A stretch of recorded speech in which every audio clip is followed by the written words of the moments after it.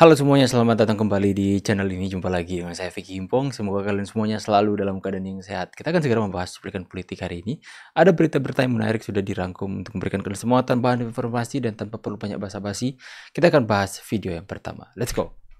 Pemirsa, Rampai Nusantara resmi melaporkan anggota DPR RI fraksi PDI Perjuangan Deddy Sitorus ke Bareskrim Mabes Polri dan Mahkamah Kehormatan Dewan atau MKD atas dugaan pencemaran nama baik terhadap Presiden ke-7 RI Joko Widodo.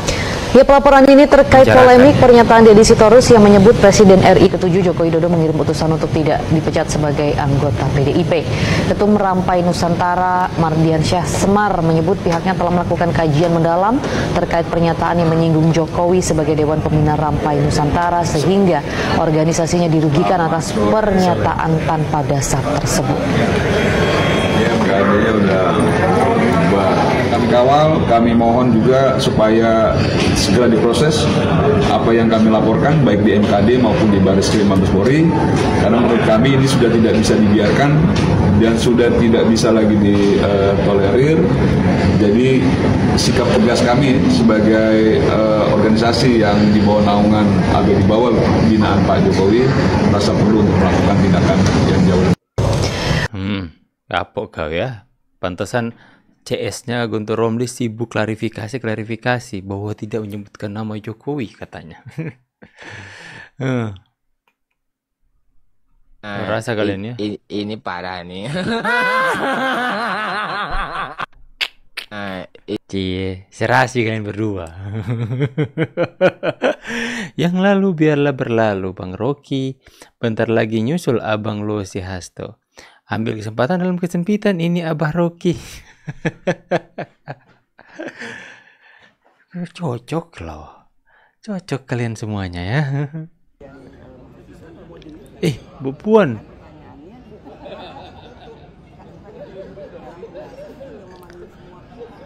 Bahas apa ya? Inilah kita akan simak Bang Oben Empress.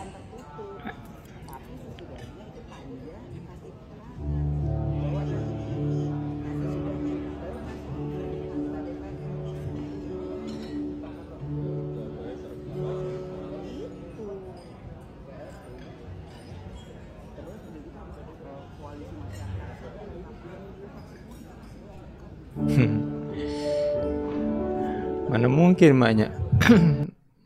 maknya Mbak Puan mau ngobrol kayak gini sama Pak Jokowi? Gak mungkin lah. Udah telanjur sakit hati dia sama Jokowi. Para pembenci Jokowi lagi-lagi ketahuan nyebarin hoax bahwa ijazah S1 Jokowi palsu.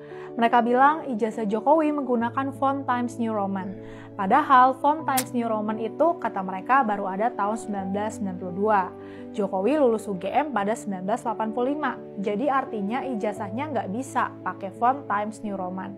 Akun @blank0429 menyebut font Times New Roman baru digunakan pada Windows 3.1 yang dirilis di tahun 1992.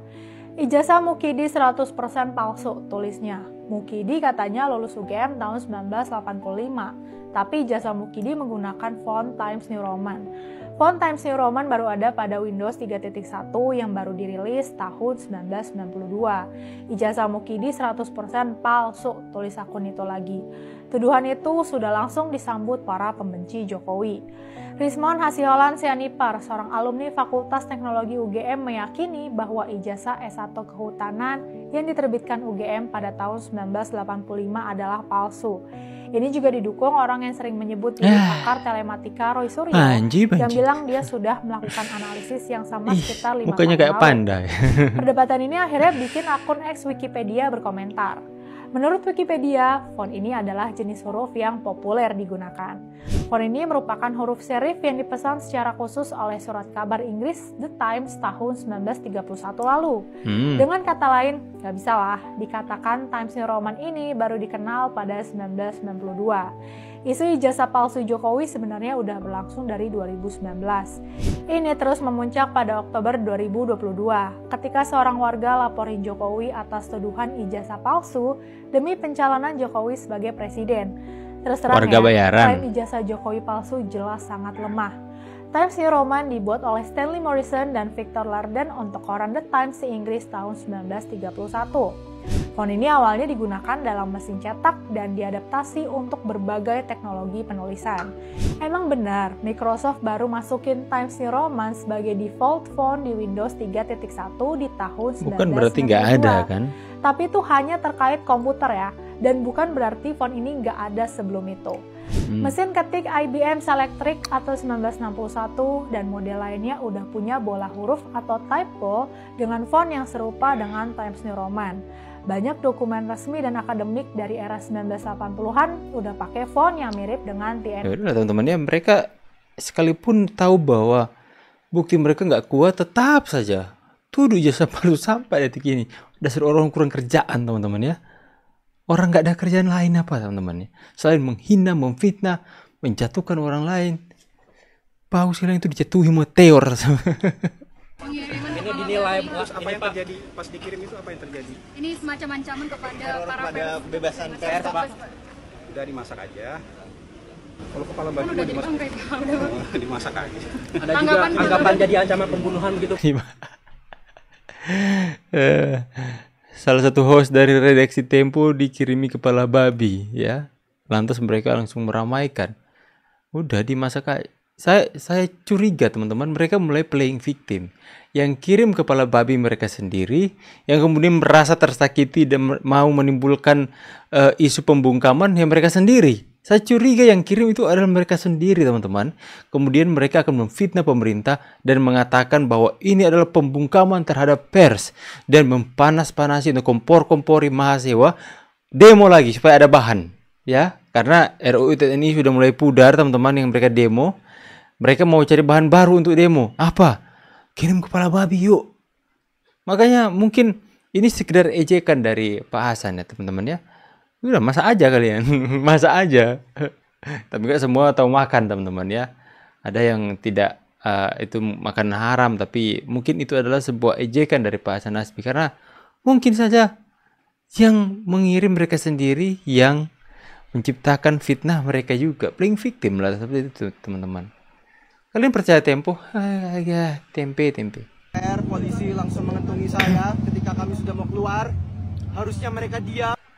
Syukurin. Demo kalau nggak anarki itu nggak mungkin dipentung-pentungin, nggak lempar-lempar batu, nggak ngerusak-rusak pagar gitu loh. Lagian demo juga nggak mewakili masyarakat. Coba betul. Demo itu rampasan aset, demo hukuman mati ke koruptor gitu loh. Ini demo gak ada yang jelas, Indonesia gelap, RUU TNI yang jelas-jelas memperkuat pertahanan Indonesia dari koruptor. Ada. Terus ini mau nyalain siapa? Nyalain aparatnya. Aparat itu ya cuma mengamankan. Kalau sampean anarki, ya sama-sama manusia, ada punya emosi, punya ini gitu loh.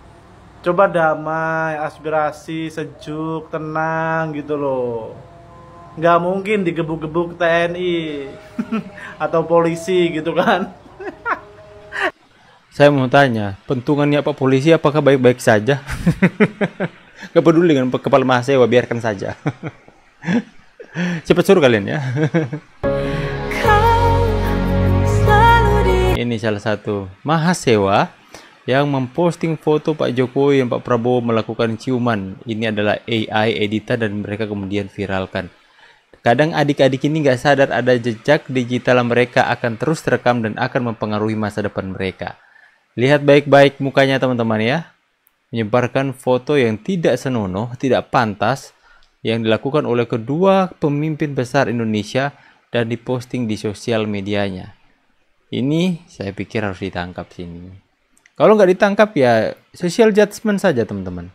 Ya, dia nggak berpikir bahwa masa depannya itu panjang. Tapi kok bisa tanpa berpikir panjang itu melakukan hal-hal sembrono seperti ini. Bagaimana pendapat kalian teman-teman? Silahkan tulis di kolom komentar. Saya pamit dulu. See you on the next video and God bless. Bye guys.